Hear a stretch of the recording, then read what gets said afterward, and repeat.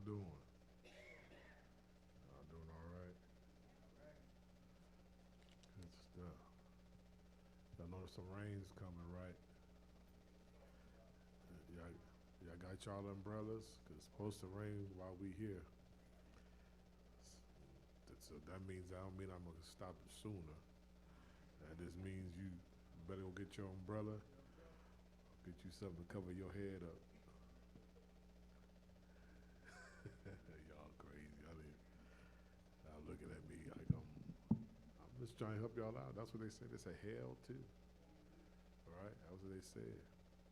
Yeah, had that in Dallas too. Boy, that hell ain't no joke. Man, I remember one year it was hailing. I was in my house and it was hailing. It sounded like drums, and I was like, shoot, if I was Pharaoh, I'd have gave in.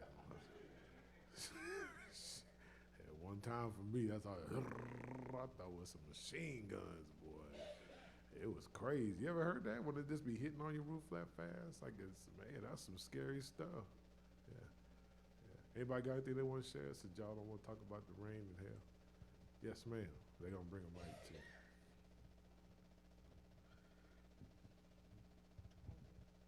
I have a tithing testimony. Oh, good. Let's hear it. I like those. Okay, so I haven't been doing right. You haven't been? I haven't been doing right till Okay. I got this job. Uh-huh. And I promised God I was going to start tithing. And I've been doing that ever since February. So they just approached me the other day and asked me at the job, did they want to change my schedule? I said, sure. To what? They said a day shift, because my shift was from 3 to midnight, so I was going to miss a lot of things from church. So now my schedule is from 8 to 4:30. Oh, wow. I'm off on Fridays. I'm off on Sundays. So I can still come to all the events of the church. Awesome. That is awesome. That is awesome. So my daughter called me the other day. She's pregnant. Who? My daughter. Okay. She's pregnant. She's due in August, and she had gone to the dentist and they told her that she had to have a root canal. So I said to her, "You're going to be all right. It's not going to be a root canal." She called me on the way, and we did a little prayer. She called me 20 minutes later. She goes, "Mom, my root canal that should have been $800 was a fill-in for $55." Wow. Wow. Yes. Wow. So tithing works. Yes, it does. Yeah, I didn't try to tell folk, boy, it does. It trickled down. It trickled down. I try to tell people. Folk think it's a hustle. It's not. It really works. Anybody else got anything good? God, I'm happy for you. Good for you, Lorraine. Anybody else got anything good they want to say? Yes, sir. It's not really good. Oh, man. He was going to throw that out there. Go ahead. So there's this like spirit or something in my apartment that's been bothering me. Wow. And I'm just exhausted. I can't sleep, and I don't know what else to do. Wow. It's a spirit, like an evil spirit, you mean? Or what you say, a spirit? Well, Or you it just like can't? was like writing on the walls. It used my Sharpie and stuff like that. It's like, I mean, at first it started when I was sleeping. It like try to like take my breath when I was sleeping. And that was a couple of Sundays ago. But just yesterday, it like went on a tangent and started like writing all my personal effects in the restroom and stuff like that. Really? Yeah. Where you live at? The same apartments that my sister just moved out of. Wow. And you have writings on? Yeah, it's like in the closet, and it like wrote on like, you know, my hairbrush and my like. What is toothpaste. it? What did it write? Well, it wrote something about weed like on like one of the walls, and then like in the closet it made like some type of weird smiley face or something. Wow. Huh. I'm just tired. I don't know. Right. Wow. Okay. Huh. Okay, I'll holler at you then. That's something else. Wow. Man. Yeah, I tell people spirits are for real, man. Demons, all that stuff is real. Folk that think that ain't, there are demonic forces. Yes, there are. Yeah. Anybody's got anything they want to share? Y'all rattled now or what? Y'all are gonna be okay. Yeah. No one else has anything good they want to share? No? Okay. All right, we're gonna get into this thing then. Let's go 2 Kings chapter 9. 2 Kings chapter 9. We're going to skip over some stuff I want to talk about the death of Jezebel and some stuff about Jezebel. Yeah, we're going to have a good time tonight, I think. I think we're going to have a good time tonight. 2 Kings, and we'll look at verses 30 through 37. 2 Kings chapter 9. We're going to look at those 7 verses. Who want to be the reader tonight? So I won't have to keep asking. I can just look at one person and be like, you read. Who want to read tonight? Anybody want to read? Anybody? I'll read for you, Pastor. You want to read for me? Yes, Okay, sir. thank you. I appreciate it. Starting verse 1, right? No, we're gonna skip down this. We'll get to the death of Jezebel. Let's go 2 Kings chapter 9, verses 30 through 37. Okay. Let's look at those. All right. Now, when Jehu had come to Jezreel, Jezebel heard of it, and she put paint on her eyes and adorned her head, and looked through a window. Then, as Jehu entered at the gate, she said, "Is it peace, Zamari, murderer of your master?" And he looked up at the window and said, "Who is on my side?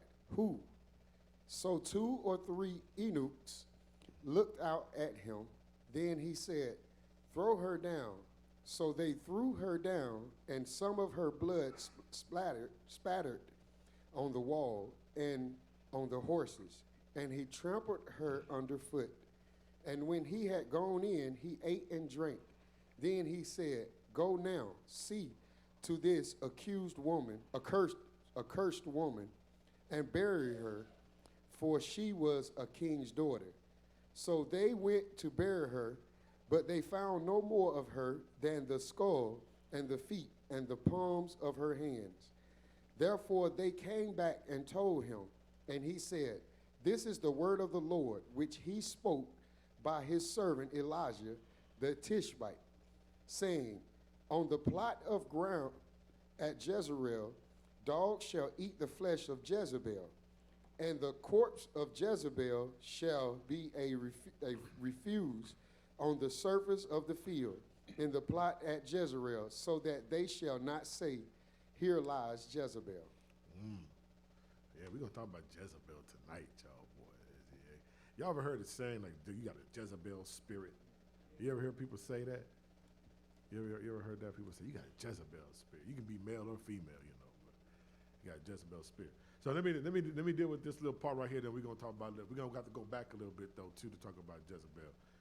She was a trip.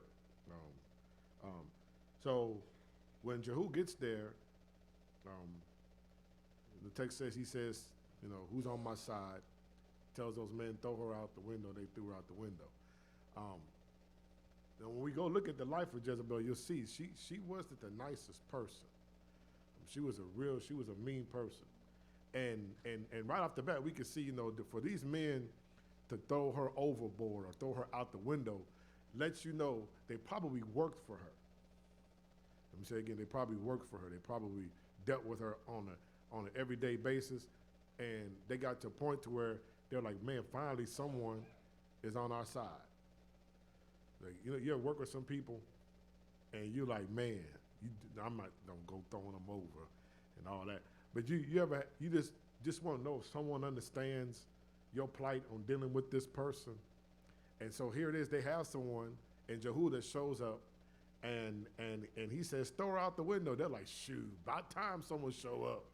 So we about tied her. They didn't waste no time. They just literally threw her out the window. And she lands, blood spatters everywhere, and she dies. And the horses trample on her. And then the text says that the dogs ate her too. Now remember how you said that the prophet prophesied about it? Okay, 1 Kings. That means you got to open up the Bible.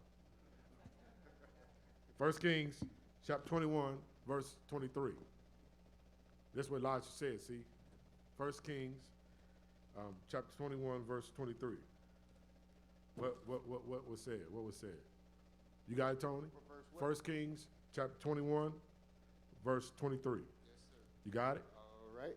Got it? Go ahead. It says, and concerning Jezebel, The Lord also spoke, saying, the dog shall eat Jezebel by the wall of Jezreel.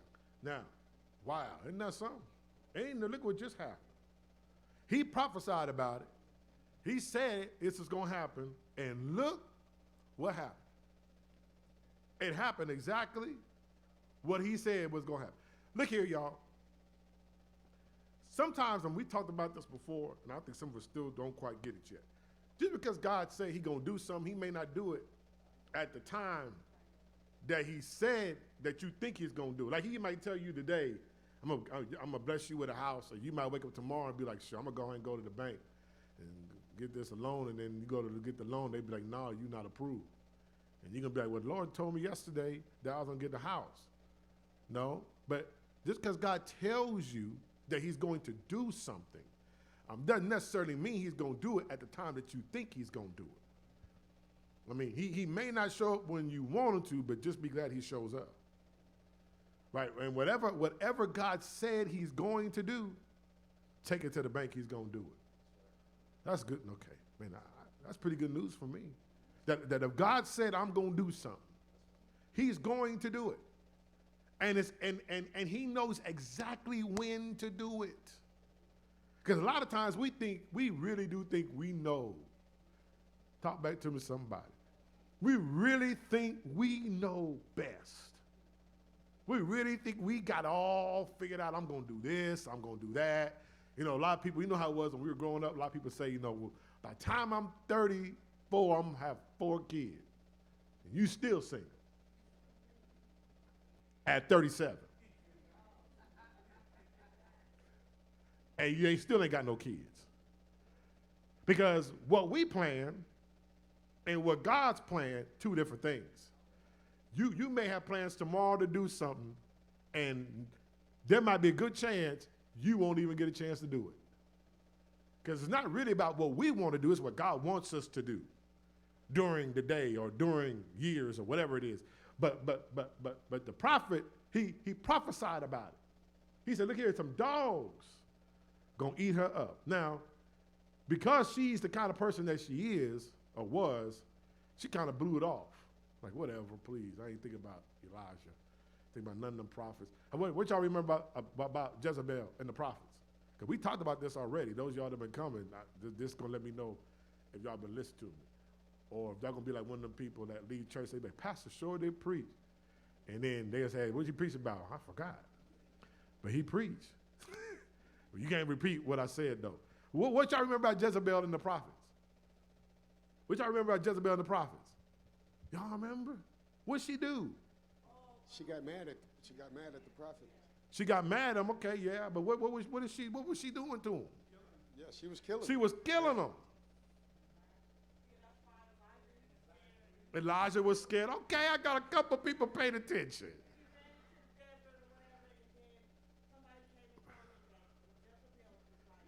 Yeah, she was looking for him. He got scared. Hold on, remember that. Hold on, we're going to talk about that some more. Yeah. Jezebel was killing the prophets. She was killing them. So why? She could care less about what Elijah says is going to happen to her. She like, whatever, please. I ain't thinking about what you got to say. But she was killing all of them to the point to where that Elijah was like, I'm the only one left. Remember, he got all depressed. One chapter, God had just used him in a great way. And in the very next chapter, he got depressed because he was worried about Jezebel. And he had just forgotten everything God had just done for him. It's amazing. Okay, so we're going to talk about Jezebel tonight. So I asked a question a few minutes ago about how many of y'all heard the saying, you got a Jezebel spirit. Raise your hand if you ever heard that. You ever heard? What y'all think that mean? Fast, evil. Oh, she fast. Wow. Okay, controlling. That's okay. Okay. What else y'all think that mean? Give them the mic because they just talking now. I ain't got them stirred up now because they the one with the spirit. Oh, go ahead. I was messing with y'all. She was plain simply no good. You no good? Go ahead. What's that? Spiteful? She was spiteful, yeah. Okay. All right. Anybody else got anything? She rejected God. She was crooked. And she made she got her husband to to take somebody's wine garden or something. Okay. Hold on. Yeah. Hold on, Colette. Come on. You want to taste things? No. No, but you're right. You're doing good. Yeah, You're doing good. she was like, real devious, and she wanted things her way, whatever she wanted to happen or whatever, it happened or whatever, or she was going to get somebody to take care of it. Okay. Her men to take care of it. Okay. All right. Let me give y'all a few traits about Jezebel, about people who have Jezebel spirit. Just a few things. Some of what y'all said is true. Let me give y'all a few more traits and see if you know someone like this. Hopefully, it ain't the person sitting in your seat. Hopefully, it's not the person sitting in your seat. Not the person sitting next to you, but this person sitting in your seat. But some of y'all gonna move. Well, you still in your seat. People who have Jezebel spirit, they self-centered. They love attention. You know some folks like that? They just love attention. Folk that just love attention, that make me worried. I don't like being around folk who love attention. Because when you love attention, then it's never about God, it's always about you. And not only that, but everything that goes on has to go your way. There's no negotiating. We gonna leave at the time you want to leave. We gonna get dressed time you want to get dressed. We gonna eat what you want to eat. We gonna eat where you want to eat. We gonna talk to who you want me to talk to. Yeah. No one else can be a part of this except for this. Yeah. Those are people who have Jezebel spirit. Y'all know? Wave your hand if you know people like that. Okay. Are you got that little bit in you? Don't lie. You got some of that in you? Wave your hand if you got some of that in you. Raise your hand. You're going to try to do all like this. No, I didn't tell you to do it. Oh, I said, raise your hand. Okay. Okay, well, good. We'll try to get you some help tonight. Try to get you some help, yeah. Yeah, they self-centered. It's got to be their way. That's not healthy. If you have that kind of spirit in you, whether you want to call it Jezebel or not, those kind of traits are just not healthy. They're not healthy with other relationships because when you're like that, other people don't want to be around you. And here's the bad part. I'm a firm believer. Y'all heard me say this before. Spirits attract, and it's a trip when you see two people who got the same trait. It's a trip watching two people who have the same trait that try to come together. They both controlling, both want their way, and then they try to come together. I'm not talking about romantic. I'm talking about friendship, male, female, don't matter, just period. Yeah, mother, daughter, yeah. Yeah, all relationships. They come together. Oh, man. Boy, that's a volcano ready to erupt. When you have two people who have the same way of thinking that, no, this is going to be my way, well, you're going to have some problems on your hand. All right, so that's one of the Jezebel traits that some of y'all got because you raised your hand. Here go another one. This is a good one. They like to question and undermine everything. Oh, I got real quiet there. This is bad. They like to question and undermine everything. Look about Jezebel traits. Man, folks who just can't just follow rules get on my nerves. Just do what you told to do. Don't complain because you don't know the big picture. Some people just got to find a reason to complain about something. Every time some come up, why they do that? Because I want to. People at the job, they do it. At home, they do it. They do it here at church. Pastor, why we got to do that? Because I said it. But people have Jezebel traits, they just can't seem to follow directions. But watch this, though. Here it is. This is how much of a trip they are. They can't follow directions, but God dog it, they want you to follow theirs. Oh, man, there it is. They want you, they don't want no one questioning them. But they won't question you. They don't want no one questioning their authority, but they question your authority. Whether in front of you or behind your back, it don't really matter. It's still the same thing. But they just got to just say something. Why I got to do it? Like, why we got to, why can't you just fall in line? People like that, man, people like that you got to be careful of. Got to be careful of people like that. They complain all the time. Complain all the time. But then someone do something to them, all of a sudden they be like, you know what, I'm about tired of this someone at my job. Time I tell her to do something, she got a question. The next time she says something to me, I'm going to call her in my office. Hold on a second. You do the same thing.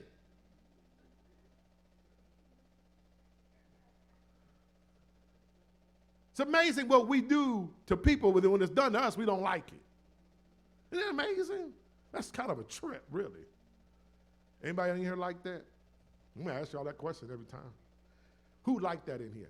Well, let me check, because y'all get y'all comfortable. Do y'all know anybody like that? That's usually get y'all warmed up, and then y'all go into the other one.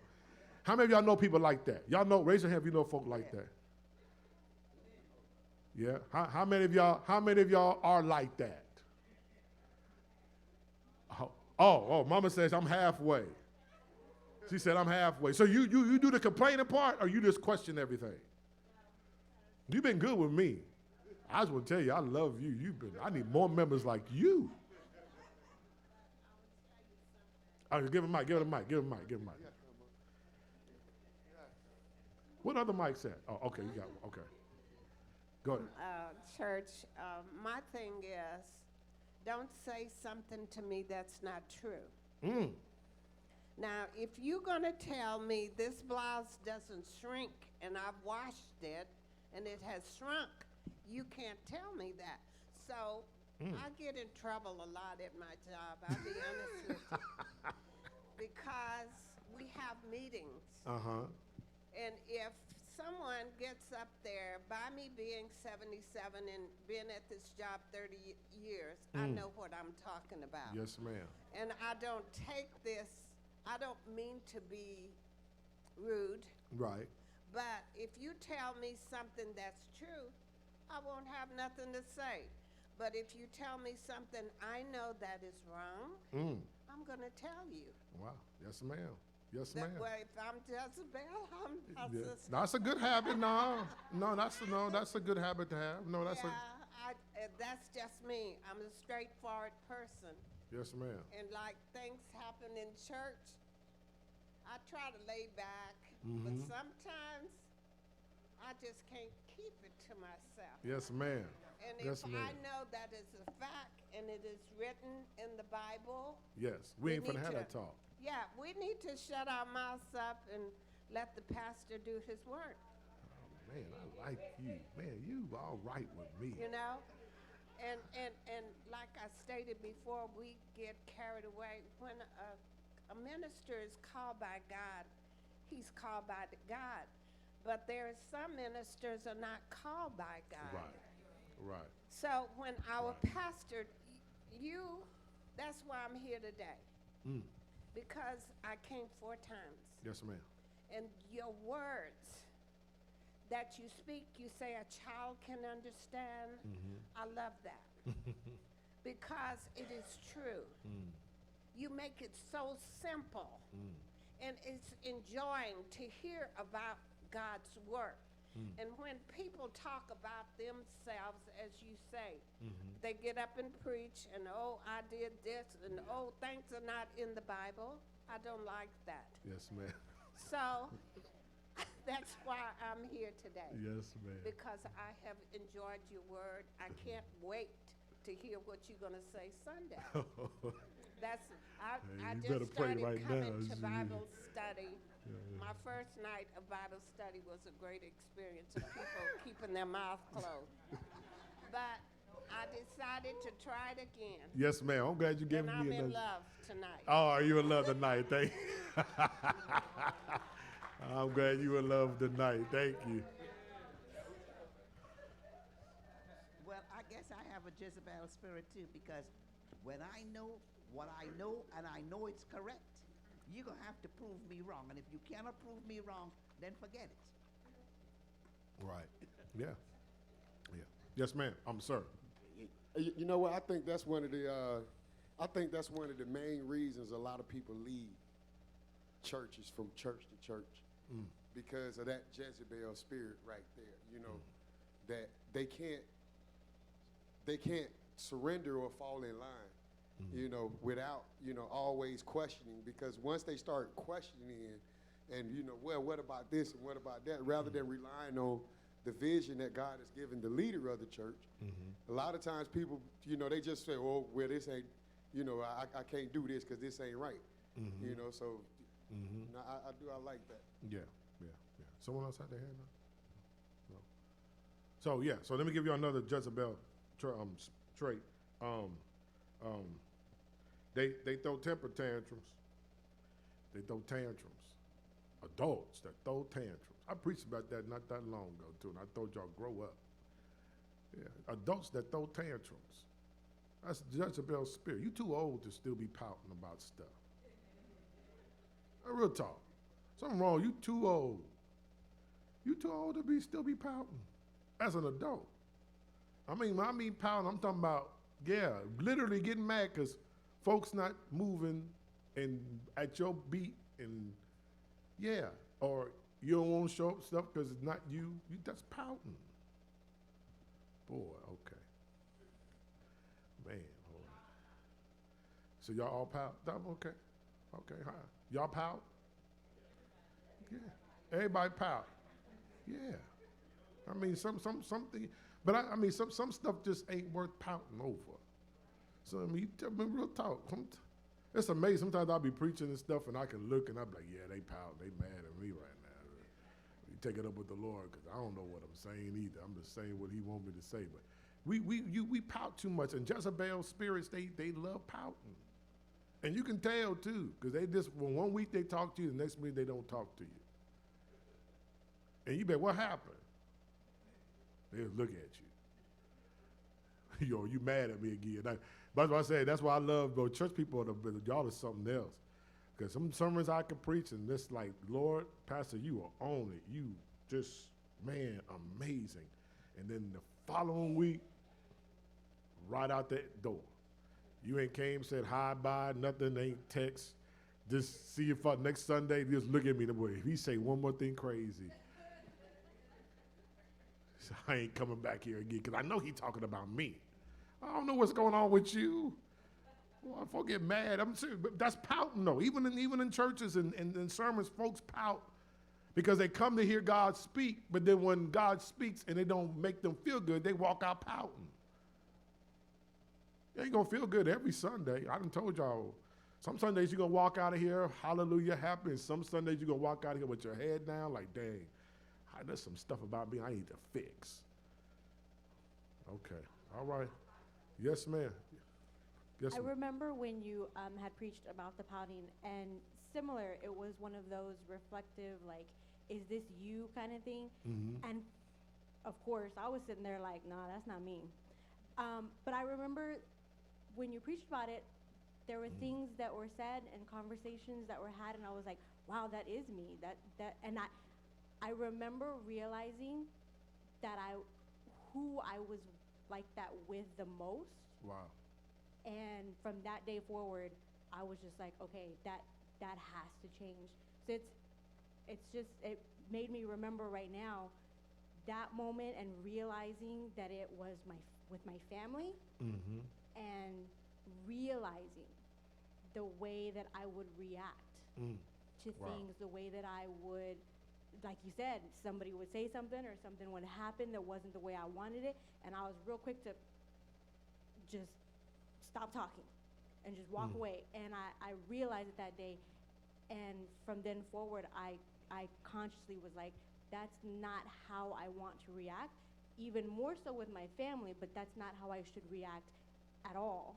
And so it's one of those reflective moments when you bring it up right now, because I was like, wow, yeah, I remember I used to, and I'm not fully there, Right. but so much better than where I was. Good for you. Good. You know, this is gonna sound kind of crazy, but not crazy. Well, let me say. So, what I've come to realize that there's some people in churches that are that are gifted by God, and can make an impact on people, but you have a spirit that's not open. It's a Jezebel spirit, but it's a spirit of no, stop. I'm not. I'm trying to think of how to say it because I don't want to make anyone. Well, I don't care. Sometimes we come across, we're gifted, but we come across judgmental, and we come across bougie, and we come across holier than thou, and you don't realize like God has placed something in you that can really help people, and you can really help someone deal with some stuff, but because you have this spirit in you that comes across as mean and self-centered, you miss out on impacting other people's lives. And that's why sometimes when we try to minister to people, folk don't receive it because they can see like, no, you don't have the kind of spirit that I want to minister to me. That making sense? And some of us, we got to look at ourselves. We have to look at ourselves. We have to stop saying, well, people aren't letting me. No. There are people who want people to minister to them, but if you don't have that spirit in you that says, I'm willing to be a help to you, and to a certain extent be transparent, you won't be able to effectively be able to minister to people. Because look, let me tell you something. One thing about ministry, you have to be somewhat vulnerable. You have to loosen up a little bit. You have to expose a little bit about you to draw people into you. Real talk. I think, and I'm not bragging on me, but I think some of the reasons why people do feel comfortable talking to me, because I'll share enough with you, enough to let you know that, look here, I've been there. You know, I understand that, but some of us don't come across like that. We come across like, nah, yeah, you know what, you are wrong. That's how we come across. You know what, you're right, you are ragged. Instead of saying, you know what, you are wrong, but let me tell you a little bit about what I used to do too. But Jezebel is very judgmental. Jezebel loves talking about everybody. Jezebel loves gossiping. They love analyzing. You know, one thing I've realized about church people, there's a difference between being observant and being nosy.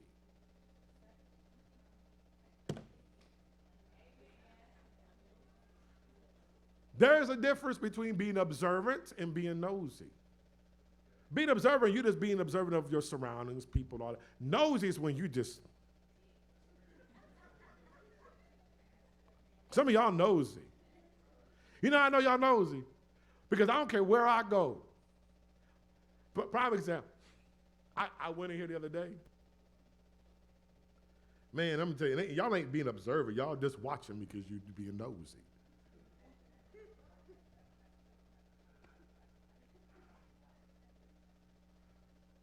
Some people, I mean, real talk. I'm just going in there to get something. And as soon as I walk in there, there ain't nothing to observe. You observed me a few minutes before that. I just preached. But sometimes, and I'm using me for an example because folk are nosy because a lot of times they look to see how I'm going to react to stuff. Or they read into stuff that ain't even, they're like, what you talk about? What you read? You read into something that ain't even real. Like, I'm just walking in. And I walked in and I walked out and I'm like, dang, I can't just walk in there. Y'all nosy. Or if they see me talking to someone, they looking, trying to read my mouth. So sometimes now I just go like this. I'm doing this because there's a few people in here watching my mouth. They lip readers. They try to see what I'm saying to you. But some folks are like that. And they the same thing with you. Just all you gotta do is just watch sometimes. Just watch how people just watch you. But that's Jezebel. Jezebel loves watchers so that they can say something that ain't even true. Or assume something that ain't even true. It's crazy. That's why I tell all the male preachers too, I say, look here, when y'all doing a meet and greet, make your hellos quick. Side hug, keep it moving. Real talk. For real. I know I make mine real quick. I do. How you doing? Hey, I'm doing. Some of y'all want to keep talking. You talk, I'm gone. Because I know if I hang around too long, someone going to say something. I've been noticing that she's been talking to him longer than normal. Yeah, I know how y'all get down. See, y'all went, okay. That's just the truth, though. But that's the Jezebel spirit, though. Jezebel spirit reads into stuff that's not even there. Make a bigger deal out of stuff that there's no need to make a big. He's just talking to her. She's just talking to him. Ain't nothing going on. But Jezebel be like, well, you know, and make up stuff. I love driving people crazy. I do. I like when people make up stuff. That just let me know that you just want to know so much about me that's driving you crazy. You ought to do the same thing. People won't make up stuff about you. Let them make it up about you. It just means that you are that intriguing. You are that, like, you just take over the room that much. You are just that powerful when you walk in the room that folk just want to look at you and be nosy and call it observing. They nosy. Okay, so let me get back. Watch this. So, this last one, some of us don't know about Jezebel and her relationship with her spouse. Let me, y'all gonna read. Someone get 1 Kings, chapter 21, verse 25 and 26. Watch this. Check this out. This is true. But there was no one like Ahab, who sold himself to do wickedness in the sight of the Lord, because Jezebel, his wife, stirred him up. And he behaved very abominably in the following idols, according to all that the Amorites had done, whom the Lord had cast out before the children of Israel. Okay. This lady here had a whole lot of influence. Do y'all see that in the text? Jezebel can influence folks to do some crazy stuff.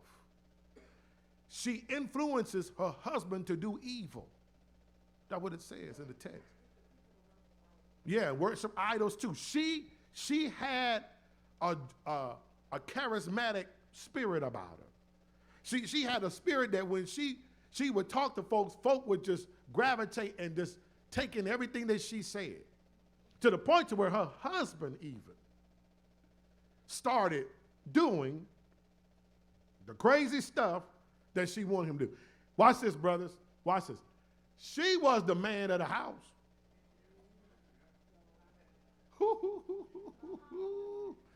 She was the man of the house. Whatever she said, it went. She said, go take the trash. And Ahab like, no. What you say?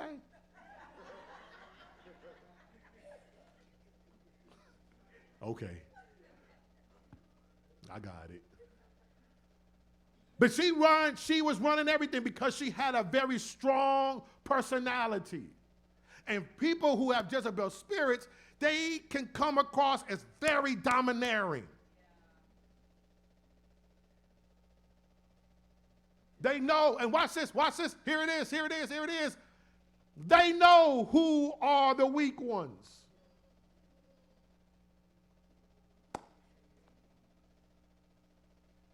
They know who they can influence and who they can't. Or I say it like we would say it. They know who they can punk and who they can't punk.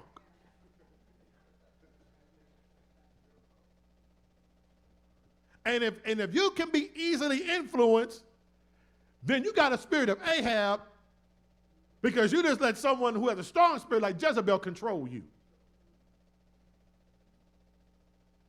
That's a sad thing. And then if you don't have confidence in yourself, if you don't believe strongly in you, Man, Jezebel will hustle you every time. And you'll be running into multiple Jezebels because they know who to pounce on. Yes, ma'am. I'm glad you're talking because I'm tired of talking. Go For ahead. real. Huh? I'm just want to know. Okay, so I saw a little me in that, just a little bit. Oh, you saw a little bit of you there? Okay. So I know I'm a strong woman. Mm-hmm. I won't say dominant, but I don't want nobody weak. I don't want nobody I could pounce on and nothing like that's unattractive to me. But I know when that type person is there and it's like, but I'm strong. So I got a little bit of the Jezebel, but not the type that take advantage of someone who's weak. Mm. Do y'all get that? Y'all get what I'm saying? Okay. So hold on. Don't give the mic yet. Hold on. Don't give the mic. Hold on. Don't give the mic yet. Hold on. Let me ask you a question. So when you do come across someone I've that's grown. that's weak. Hold on. Let me ask the question first. So when you do come across someone that's weak, if you want something and you can't get it for yourself, do you know he can get it or she can get it for you, he or she? Do you know? No, real talk. Male or female? Ain't got to be a male. I'm not talking about male. I'm talking I'll about. ask. Huh? I'll ask. Okay. Let's just say he or she says no. They just say no. So you don't get upset like, dang. Like, No. Okay. Okay. Now answer the question that I just asked. That then. yes gonna come though. No, but answer the question I just asked. Do you still, knowing that you know that Ahab is around, and you can punk Ahab because he weak? I flushed them. Do you still take do you take advantage of that? You ain't never took advantage of that. I ain't gonna say never. That's why I See, said that's I've what I'm trying to changed get or at. whatever. I've grown. I know, but I don't care about grown. I'm just asking the question. See, you want to try to throw the grown You part said in there. I'm asking did. You should've period. said did you. Yeah, did you? Past tense. Once upon a time. Okay, well, fine. Yes, what I mean. Okay, so God bless you that you've grown, but you've done it before. Okay, that's all I wanted to know. Reason why I asked her that question, because all of us in here have done that. Don't act like you just never took advantage of someone that you know you could have taken advantage of. Come on. You know you have.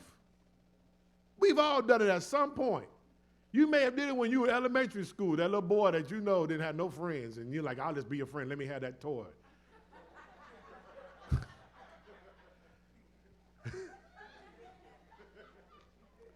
Real talk. We've all done it, though. Who had the hand? Someone had the hand. Who was it? Oh, I'm seeing things. But yeah, but Jezebel does that. They matter of fact, they fish for those who are weak. They throw that line out there just to see. And here it is, watch this. If you ain't careful, what they'll do is they'll want to know about you, but they don't want to tell you about them. We want to know your problems. Well, Jezebel wants to know your problems, but Jezebel don't want to share their problems. Because watch this. If I have a Jezebel spirit and I know enough about you and I know your weaknesses, I know where to attack you.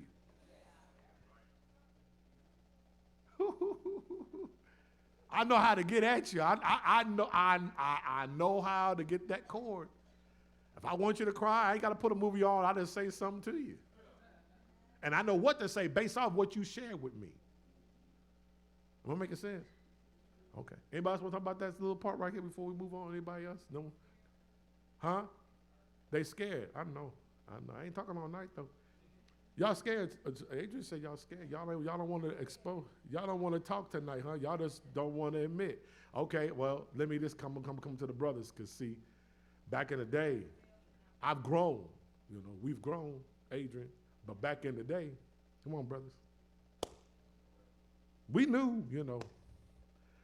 Yeah, we knew. Yeah. Yeah, we knew. Yeah, we knew.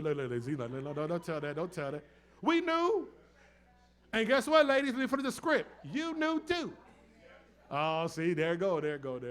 You knew too, ladies. And you talk to your girlfriends about him too. He ain't the cutest, but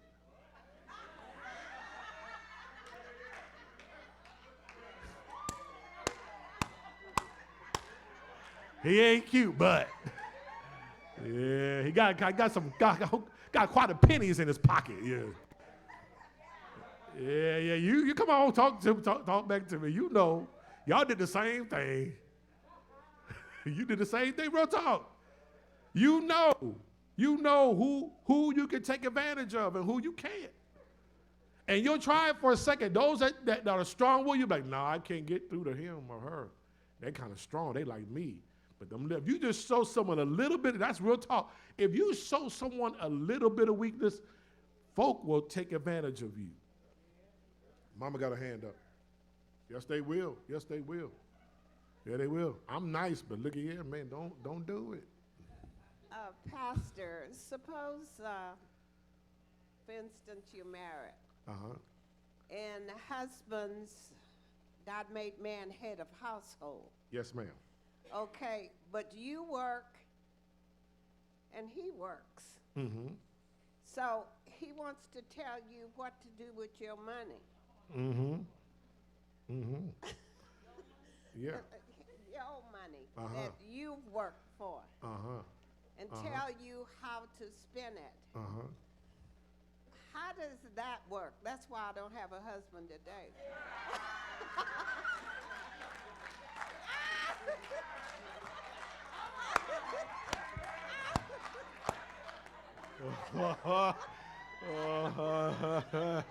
Oh, man. And Boy, I would here you go, remind yeah. him, he was a GI, married 36 years. Uh-huh. And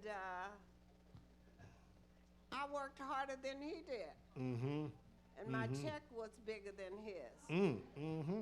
But he thought he was controlling me Mm-hmm. by me up giving him my check. I'm sure y'all heard of a place called the Alley. Oh, He Lord. would get his check and go to the alley. That's when Okay. it's bad you don't marry a man of God. Okay. You know, Can you explain to some folk what the alley is? Oh, Some people don't know what the alley is.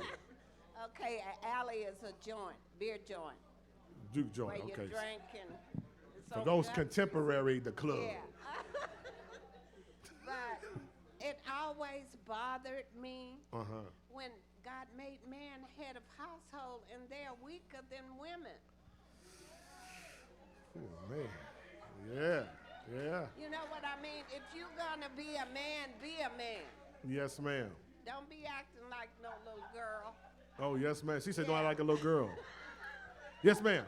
So, See, go ahead. But then I felt like I'm hot up here, like, seriously. I have to give me some cool air up here real quick. Yeah. then I felt bad after I got this divorce Uh-huh. because I wanted to sit on a porch one day in the country in a rocking chair with a man. It didn't happen. But I just couldn't see myself giving up my check. Mm. And that was a mass of confusion. Yes, ma'am. But I always believe God made man head of household, Yes, ma'am. Yes, ma'am. you know? Yes, ma'am. So you help me out with that. I'm not planning on getting married though. Okay. Well, let me say this. I think he wrong for that. Just real talk. And I've shared this with the men, and I've said it even in sermons. I've said, that just because you're the man of the house, that does not mean you trolling, and that you walk around and remind everybody because I'm the man, I can do whatever I want to do. Your money is his money. This is called for what it is. When people get married, everything becomes one. It's supposed to. It's supposed to. However, I don't think any man how to control how a woman spends money, whether you are making more than him or not. Still shouldn't be trying to tell you this your allowance, but then he can go spend what he want to spend. You got limitations, but he don't have no limitations. There's something wrong with that picture. I think that there needs to be communication. Yeah, there needs to be some communication. That look here, we have this much in the account, and I plan on going to go buy me this. I'm not asking you. I'm telling you what I'm about to do. I'm telling you in respect. Now, if you were to tell me, well, we shouldn't do this right now because this bill, that bill needs to be paid, that's different, you know. But just to say, no, you're not going to do it, nah, that's not going to work. I don't ask for permission. She don't ask for permission. When we look to see, I mean, well, is she here or not? Call her not, call her. Call her. Call her. Shoot, I don't ask. If there's money in there and it's not going to hurt, I'm going to go get it. Real talk, the bills is paid. Yeah, well, I mean, for real, I don't say check in with me. I don't do that, and vice versa. We not doing that. That's just not even healthy. You know, it's called communicating. That's all it is. You know, just because you're making more than me, that don't mean, I can't stand brothers who got that kind of attitude. You know, my wife make more. So what, man? Coming to the same house. Yeah, that's right. That's right. When she get broke, you get broke. I mean, real talk. I mean, you know, but to answer your question, nah, he wrong for that. You know, I mean, he is. He's wrong, and I've dealt with that in the time I've passed it. I've already had to deal with that, where the man wants to try to dish out, you know, allowance per week, but then he going out doing all kind of stuff and there's no limit. No, that's a fool. Real talk. A man that got good wisdom communicates, for real. And a man that listens to his wife's advice is a man who got some wisdom. Because I've always said this too, even in weddings when I do it. Hey, look, everything good that happens in the house, God gonna give the man the credit. When things go bad in the house, God gonna blame the man too. So if my spouse has a better idea than me, and it's only gonna help the house, I'm gonna have some wisdom. And I'm gonna do what she say. It's not that I'm less of a man. It's like, no, you know what? Your idea is better than mine, and we gonna do it, but God's still gonna give me a pat on the back.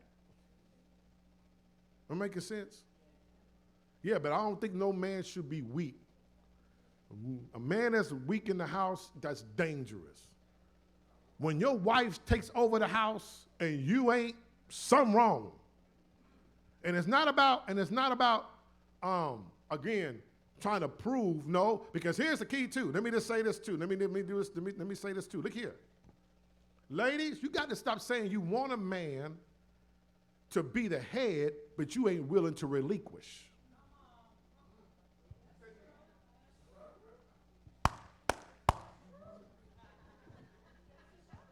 You got to be willing to pass the baton and trust that man to be the head of the house. Real talk. Because sometimes in some marriages and some relationships, period, the man wants to be, but the woman just resists. And you can't beat it out of her. I mean, real talk. I ain't finna choke you out. You're gonna let me lead. Shouldn't have to get to that point. It should just be, look here. I trust you to be the head of this house. I don't agree with some of the stuff you're doing. I may voice it. That's fine, voice it, but let's talk like we got some sense.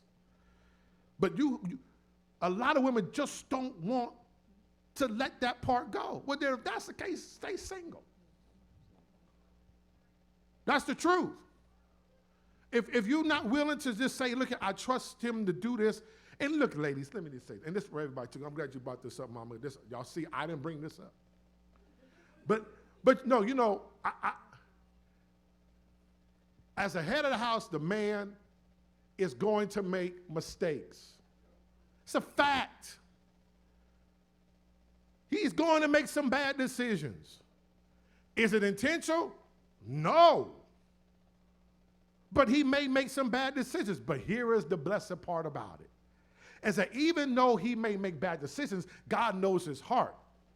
So what's messed up, God fixes it. Because God knows his heart was in the right place to do the right thing. And God will fix it. But yeah, you got to trust the process, yeah. But you have to be willing to do that. But again, though, too, man, you can't just, because it's in the text when I preach about David at Ziklag, and the text says that David and his men were out fighting. And while they were out of the house, the enemy attacked their family, took their wives, their kids, all their possessions. And I talked about how when the man is not in the house, dangerous thing can happen. A man can be in the house and not be in the house, and that's why you got hell in your house.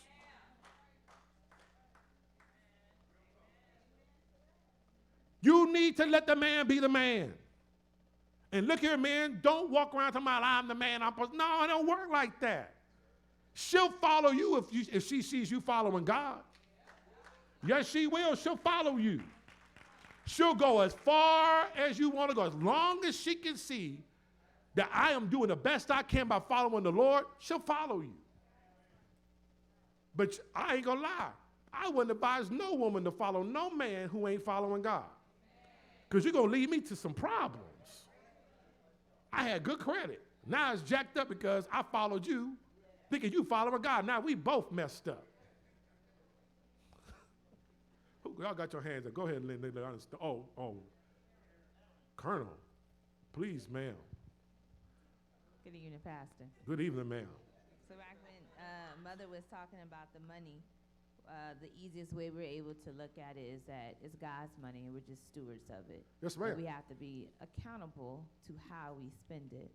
So when we talk about what our household would spend, knowing that God is going to come after you if you don't do it correctly, because I'm giving you the ability to get this money, because it's my money, but you have to be good stewards. So when we look at it like that, it's not his or mine, it's God's money. And how are we going to do that? We want to make sure that we're doing things correctly and also be a good example for our child and our children to come.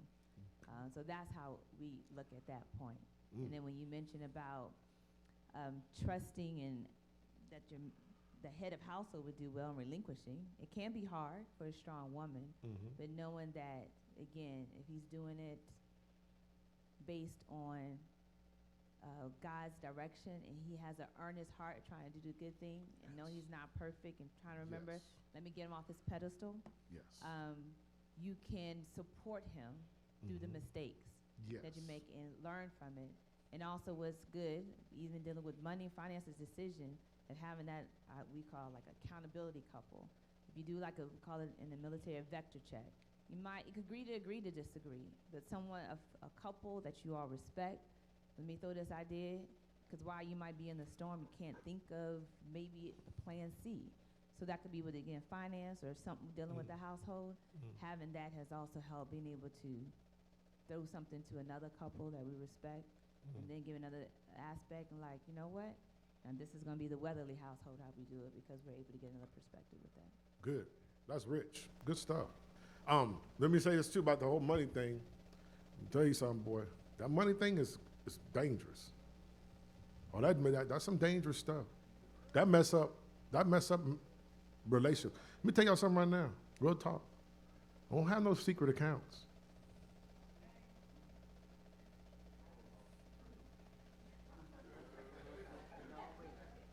I thought I just said something.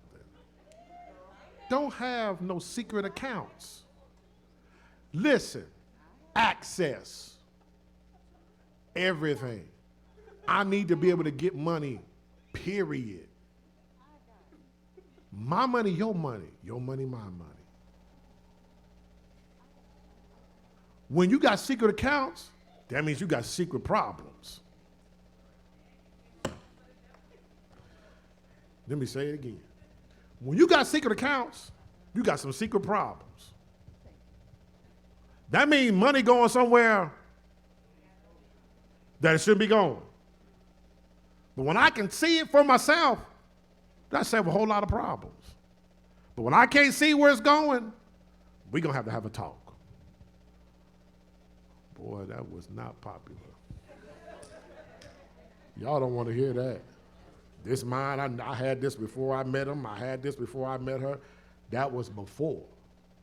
When you get married, it's one. Everything become one. His debt is now your debt. Her debt is your debt. Your kids is her kids. Everything become one. I said, I'm gonna have to do something on couples, because y'all, this new age of thinking, y'all better get it right. God ain't designed it like that. Yeah, Tony. Oh, go ahead, and then Z, and then Tony, you want to say something? Yes, sir. Okay, Mama, and then I'll let Tony, and Mama then go. Z. Yeah. Go ahead.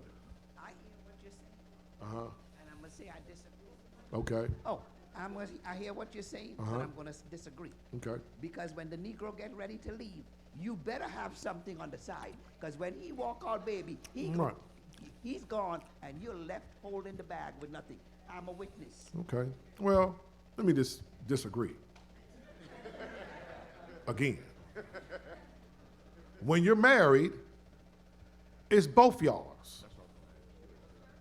It is. There ain't no. There is no ifs, ands, or buts about it. Everything becomes one. Now,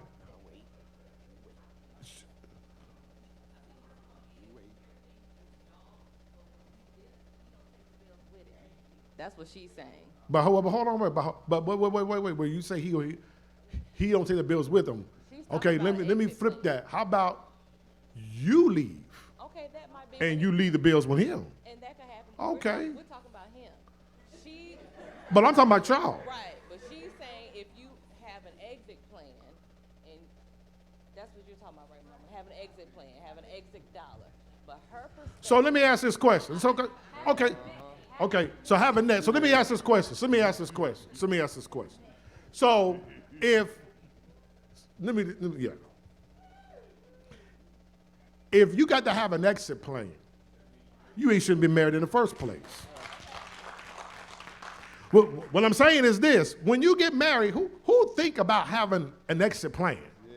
When I married Paulette, I wasn't thinking about no exit plan. I want look here. Little did she know that when I get married, there's gonna be some money over here just in case she got the food. But so let me make sure I understand this right. So y'all saying, so where the money gonna be at then? In a separate account. Oh, see, that's the problem. Secret account. Oh, no, it's not. How not a secret? No, it's not. Listen, it's not a secret account because let me tell you why it's not.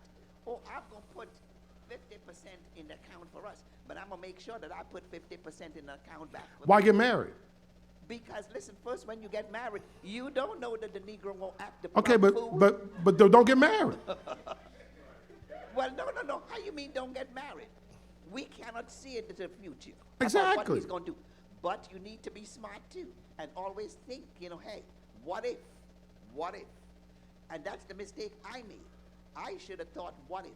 This way, when your dad decided to take and fly the coop, if I was smart then, I sure would not have been in the situation I was left. But that makes no sense. But you know what, Pastor? I had an account before I got married, and after I got married, I kept my account. But he was on account. If I died, he could have access to it. But other than that, that was my account. But I wasn't. He knew it was there. It wasn't hidden. He knew I had an account, and there was an account I wasn't going to ever close. So let me. Okay, so let me ask you this question. Then, so let me talk about Jezebel next week. So let me ask you this question, Lynn. Let me. Okay, so let me. Well, y'all. Okay, so let me ask this question. So y'all not making no sense, and this is why I'm saying that y'all making no sense, because you said if you had a separate account, right, and he was on the account. Yeah. So hold on. So he was on the account. So if he's on the account, that means he has access to it. When I died. No. I had it POD. No. If he has access to the account, he has access to the account. No. If he has access to the account, that means he has access to the account at any time. Okay, he could have access. But Okay, so hold on a second. So hold on, let me finish. The point that I'm making is this.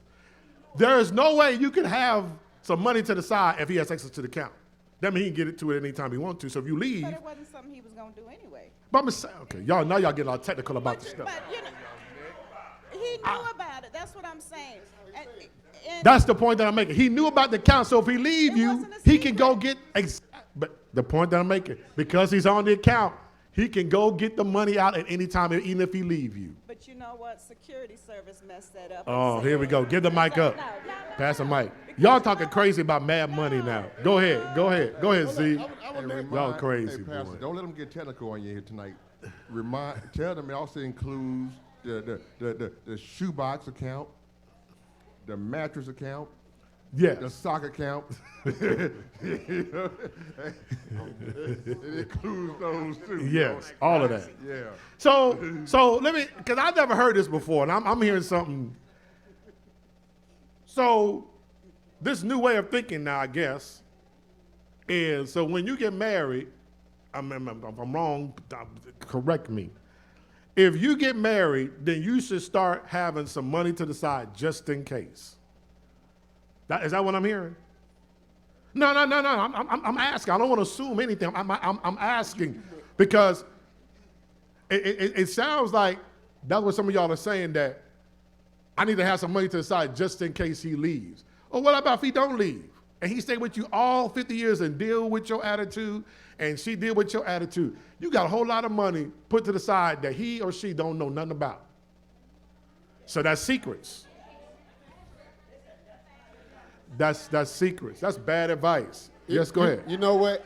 That's bad You know advice. what? This just- real talk. This just be That ain't even Bible. Let me just say, real talk, we laughing, but I'm being for real now. That ain't even Bible. When you get married, you become one. Yeah. Period. God ain't said nothing separates. He said you are one. Your money is his money. That's why everything is one. No secrets. Everything is one. Everything is one. You know how I know everything is one? Watch this. When y'all had the baby, it ain't split in two. Come on. Well, you wouldn't have had a kid if it wasn't for me. Okay. It takes two to tango. That's biology. Yeah. Yeah. First I say this. You know, I say this. When we look back at the Bible, the Apostle Paul said, Oh, for the wife to submit to her husband. crazy. Wait. Let me say this. No, y'all calm down with He that because said y'all he- about to start getting he into also- this. I ain't submitting, hush, but all of that. He also said, now this is Bible now. You can argue with it, but this is Bible. He said also for the husband to love the wife As he loves the church. as he loves the church. Yes. But I'm sitting here listening to the mindset of the woman of today. It's totally not Bible. Because when we look at it, when we look at it, he instructed the women to teach the younger women. He instructed y'all to teach the younger women, not just how to be a woman, but how to be a wife. But if I don't know how to be a husband, then I can't teach a young man how to be a husband. But if you don't know how to be a wife, you can't teach a younger woman how to be a wife. So what Pastor is saying, he's trying to result everything back to the biblical standpoint, not to a logical standpoint. That's the problem with us as a people today. We deal with logical things. It's not biblical. You know, I'm glad you're saying that, Tori. You know, let me, you know, I'm glad we're having this talk in a sense, but, you know, I'm gonna be honest, boy, I'm kind of disappointed because some of y'all are just still spiritually immature. This thing with marriage, it ain't confusing. It's in the Bible. God made man and woman to become one. Be fruitful, multiply. God said, I ain't said it, take it up with him. God said the man is the head of the house. I mean, that's bottom line. If you don't want to follow a man, don't get married. I mean, that's just the bottom line. I mean, that's just y'all trying, like Tony said, you're thinking carnal. And carnal and spiritual don't mix. Yes, see, y'all are thinking carnal. And I ain't speaking because I'm a man. I ain't, trust me, I ain't got no ego like that. Please. I'm just trying to teach y'all Bible. The man is the head of the house. That's why when God spoke to Abraham, he spoke to Abraham. He didn't speak to Sarah. He spoke to Abraham. He said, Abraham, you take. He didn't say go sow with your wife. He said, you take your family and go to the land where I'm sowing. Bottom line. I don't understand why all this stuff about money on the side, all that kind of foolishness. That's foolishness. That ain't Bible at all. And you can get mad and try to twist it any way you want to. God said. I ain't said it. I'm just telling you what God said. God said the man is the head of the house. And I just said a smart man listens to his wife. But can I just be real? I'm gonna keep it real and take it for what you want. But a lot of women that don't want to follow because you scarred. Yes, that's it. You scarred. You done got your little feelings hurt, and now every man is a dog, and every man is this and every man is that because you scarred. You scarred. That's your problem. That's your problem.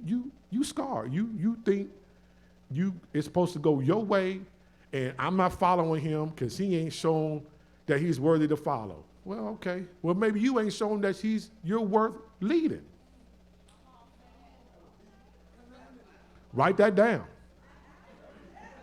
Real talk. If he ain't worth following, maybe you ain't shown that you're worth leading. Because folk that want to lead, you got to follow first. I didn't become a pastor overnight. I had to follow someone first. Sandra Gary, you didn't become colonels. You had to follow some other colonel before you. That's just how it works. Joshua didn't become the leader until he followed Moses. Some people don't want to be led. They want to lead. And you're going to lead yourself to hell. But you got to learn to follow too. That's called humility. That's being humble. And being able to say, you know what? I'm strong-willed, but I'm going to go ahead and follow. Now, don't follow someone that's going to lead you to some trouble. No, don't do that. I would tell anyone in a second, if someone tells you, some man or some woman tells you, go out there, if some man tells you, woman, go out there, and I'm about to run in front of this car, and I want you to follow me, you tell them, you go right ahead, and I'll just wait for the insurance to cash in, because I ain't following that kind of foolishness. We're talking about following someone that's doing foolish stuff. But if someone that you know is trying to do their best, like what Aaron said, I mean, just why? What's wrong? Why you can't do it? But you want folk to follow you. Yes, ma'am. I was going to agree with Tony, and you've pretty much hit every point that I was gonna say. Hallelujah. Is while we may not want to sit here and say, yeah, I have a Jezebel spirit, or I have this spirit, or I have this trait of her, you're exactly right. Because we've had history, because we've had past, because we've had scars, we have that Jezebel spirit. More women do than not.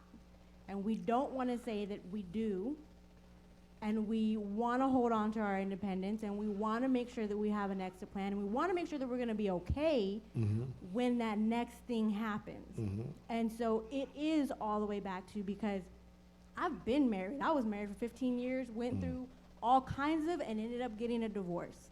And I still remember, as young as I was getting married, that it was coming to one. You should always have that mindset. His struggle is going to be your struggle. My struggle is going to be his struggle. The kids, the money, the house, the finance, the everything else that's going to come with your marriage and your relationship is going to be between the two of you. And you trust each other or you don't. Right. And again, we hold on to that one time that I caught him lying, or that one time that he said he was going to do something, or that one time that she said she didn't do, or whatever the case was. And to put it fully out there, women aren't the only ones that have the side account, the drawer account, the pillow account. Of course. So of course. We go through life and we try to learn from our mistakes, and unfortunately we tend to hold on to them and try to prepare for the next mistake. When what we should be doing is learning from, moving forward, and not making that mistake again. Good for you. Good for you. Yes, ma'am. Katrina, good for you. And I agree with that, and I agree with Tony, and I agree with what you were saying. But it starts off that way, Pastor, but sometimes in the middle of the relationship, there's a shift, a change, which brings the female to the mindset that they need to start taking care of themselves because things are not the same anymore. It doesn't always start off that way, and we don't always start off with a side account. We try to follow the man, but something happens in a relationship where there's a change or shift in that individual, and they start having the side account. You look at the credit card bill and flowers are being bought, but they're not being sent to you. Then that makes you think, well, something's going on. So you need to start taking care of yourself because you can see it coming. It's not the point of we start off that way. That's not how it happens most of the time. I'm speaking for me. In my case, it didn't happen that way. I was 100% behind this man, ride or die. However, I started seeing changes, and I woke up and I started putting my money to the side. And eventually I got tired of the lies, the cheating, and whatever else, and I bounced. But I agree. Should I get married again? If it's, when it's, if it will be a man of God, I will follow him fully. No side account, none of that. Because I believe in marriage and one. But when things start to change and shift, I'm going to be smart about it. I'm not going to fall back and just leave and have nothing and get left with nothing, and everything falls on me. Because like somebody else said, the bills don't follow him either. The bills followed me as well. So I had to be smart about it. But I'm just speaking from me, because that's the situation I was in. Because I agree. I truly agree with what you're saying and what Tony said. I was in there.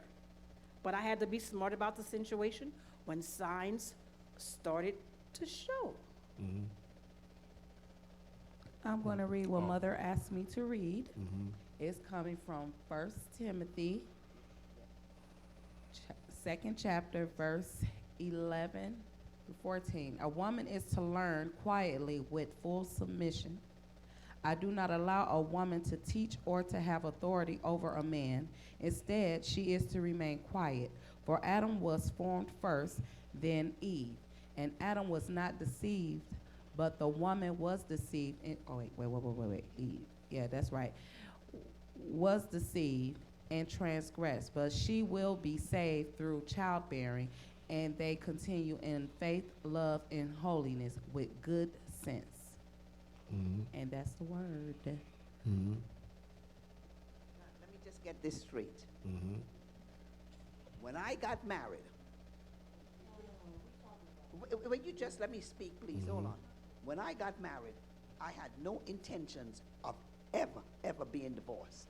I have never seen anyone in my family who was divorced, so that was never my intentions. All I am saying is, I am going from my own experience. When he got ready to bounce, I mean, like Brer Rabbit, he bounced. I mean, truly bounced. And I was left with nothing. And so I am saying, if I was smart then, I know what you're saying, Tony, but then we need to go on further too. And I would have had a little something on the side, my life would not have been as hard and as rough as it was. So, and I guess the Lord didn't give me another man because he knows then that I have the mindset now of a Jezebel, and I'm going to admit it. Because if I got married, it would never happen again. And I swore to that I would never be left holding the bag where, I didn't even have a dime to even buy a loaf of bread, and I have no problems in saying it, or my lights turned off and water turned off because that Negro decided to take and leave. And that's what I'm saying. But then we also need to go on further on from what Tony read and says also, husbands, submit to your wives. But that ain't the that ain't the same. That ain't the same. It ain't the same. Pastor, can I say one more thing? Yes, sir. I before I went to prison, y'all, I was a dog. And let me tell you, I was a dog. So, a dog, but when I came out of prison with the right mindset, with a godly mindset, that I wanted to be a godly man in a woman's life. But I ain't gonna lie to you. Since I've been out, I've been hearing the woman in society say, I want a godly man. I want a godly man. I want a godly man. But when you get a godly man, you don't know how to deal with him. Because, listen to what I'm saying, because the way he loves you is not what you are accustomed to receiving. Sometimes y'all don't want that type of guy. Sometimes you want that dog. And sometimes that dude is the guy that you say, oh, you know, he ain't no, but you so attached to that type of image. You're so attached to it, so when a godly man comes through in your life, you accuse him of everything that dog did, everything that bad guy did. So I'm just saying, this is what I'm accustomed to seeing now in nowadays way of thinking. He's giving it to us from a biblical perspective. He's trying to renew you, but I'm saying I understand the hurt, the pain that everybody been through. But if you open your ears to what he's saying, if you listen to what he's saying, he could put you on the right path of receiving that type of person that you're looking for. Rose, and then I'm about to get out of here. Yes, ma'am. No, we ain't continuing this one. I just want to say Listen, that, I come to realization, some folks Tony, I just understand ain't what got you no were saying, but sometimes it's not always like that, because I was married to a minister for 6 years, and in my marriage, it wasn't always, like he wasn't leading, you know, as he was supposed to, but I still loved him, you know, like I was supposed to. I still submitted and everything. However, things shift. Like you say, how you shift, things shift. And he, you know, he was a liar. He, you know, did all that, and, you know, all was forgiven and everything. But sometimes you can get married to a godly or a God-fearing man, and he can be just as evil as a worldly man. So, yeah, exactly. Yeah, that's So, true. like At the end of the day, a she man was is a man. Yeah, A that's woman right. is on me, but you want to follow godly man. You do. That's right. I mean, yes, ma'am. Those two in the back, and then I'm gonna close out. Yes, ma'am. Go ahead, Aaron. Oh, okay. As hard as it is to go through this stuff, you are right when saying it. He's saying pretty much, trust me, do it the right way. You might get cheated on, you might get stuck with the bills, you might get stuck, but he still provides. When you're going through the storm, you're not going to feel like it, but it always comes out when you have a testimony and something works out. We have so many stories of something done wrong to us. And I was married, didn't have a side account. He took me for everything. It took me a minute and a half to get my life together, to get it right, but look at what he brought me through. So I know how hard it might be to do it the way the Bible says, and bad things will happen, and you're left stuck out to dry like, I don't believe that is this happening. But it's happening for a reason, but lo and behold, he's going to get you through that storm, no matter what it is. So even as hard it is to contemplate, I have to do this the right way, he's going to get you through it. That's right. And let me just say this too. It's not just women who get left. Men get left too. It go both ways. I mean, I'm not, again, there's Bible says all things work together for the good. That's what the Bible said.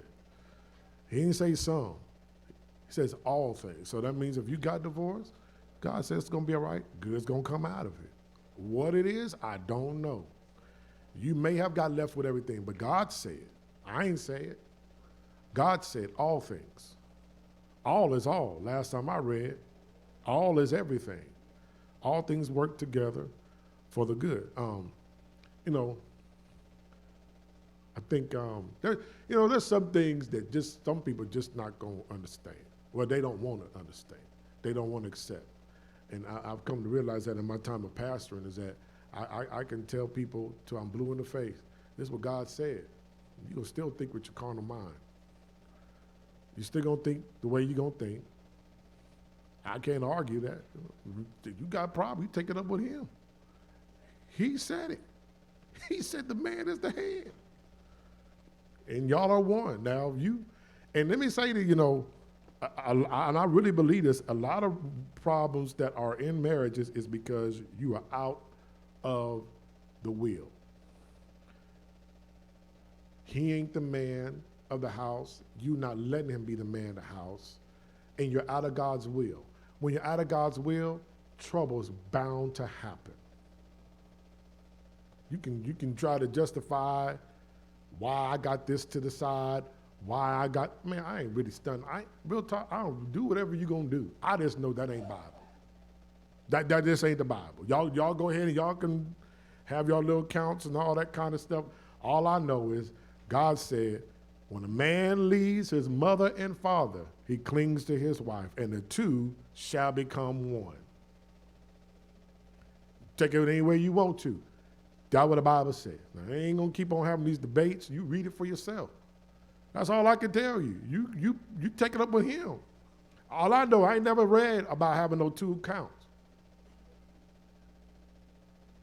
Real talk. I remember, I'm gonna be changed, Paulette. We'll see, I'm gonna say this, I'm gonna be done. When we first got married, we had two separate accounts, and we had problems, major problems. Because we had two separate accounts. She thought I was paying stuff, she thought I was paying stuff wasn't getting paid. And we were out of God's will. We had big problems. We decided, look, we just gonna have one account. You got access, I got access. Now I know where stuff going, she know where stuff going. Because we got in line with how God designed marriage. It's one. Okay, however where y'all want to put it. Y'all can try to be carnal. You can have your little mad meetings with your other brothers and sisters all you want to. God ain't told you to do that. Bible says through good and bad. Through the good and bad.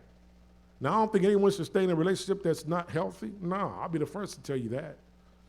I don't think no one should be in an unhealthy relationship. Should not be in one. Should not.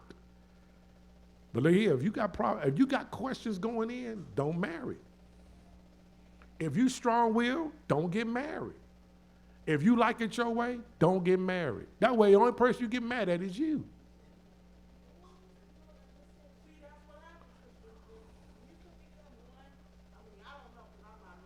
Mm-hmm.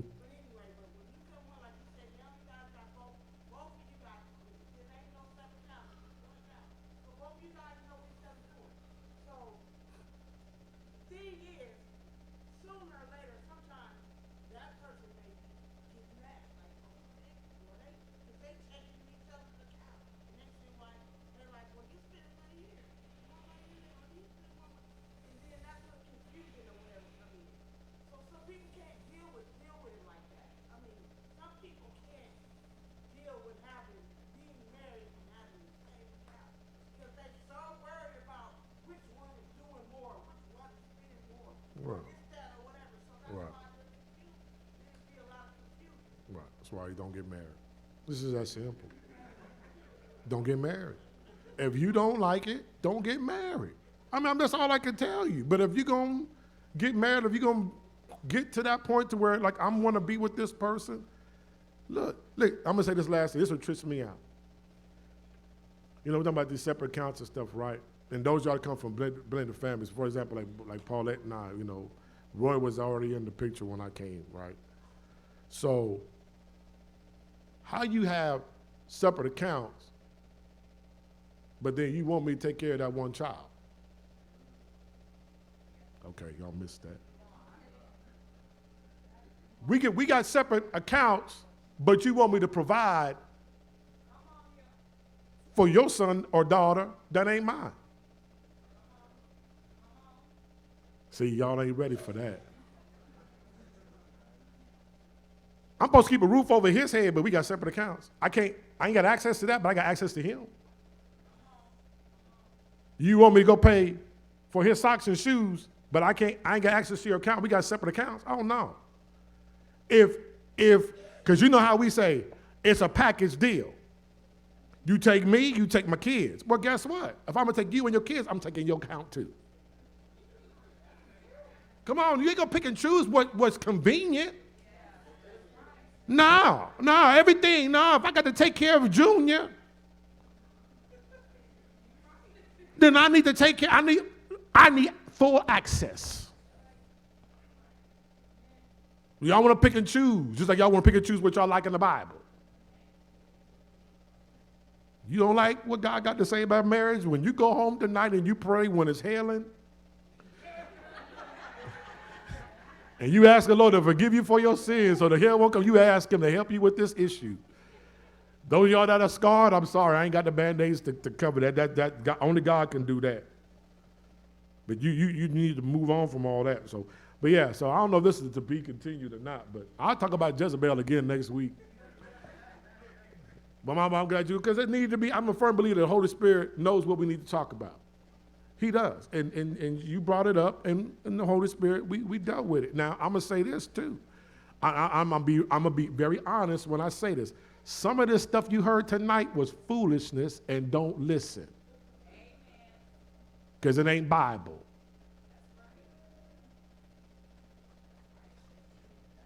It ain't Bible. If it ain't Bible, it's foolishness, and I don't care who say it. It's foolishness. That's bad advice. You hurt and scarred, you keep it to yourself. Don't be telling me some other man, some other woman have you some money to the side. They really love that person. You don't know what that person does. You be quiet. You already had your turn. And on that, the Lord is good. His mercy is everlasting, and his truth endure to all generations. If it ain't in the Bible, don't do it. Let's stand and go home. The Lord know what you need prayer for. I'm not going to ask tonight. He know. I'm going to pray for those of y'all who just crazy and carnal in your thinking. I'm going to pray for you. If I had oil, I'll throw it on you. But it might burn. It might burn you. It might burn. Amen. Join hands with somebody. Join hands with somebody. Get a hold of yourself.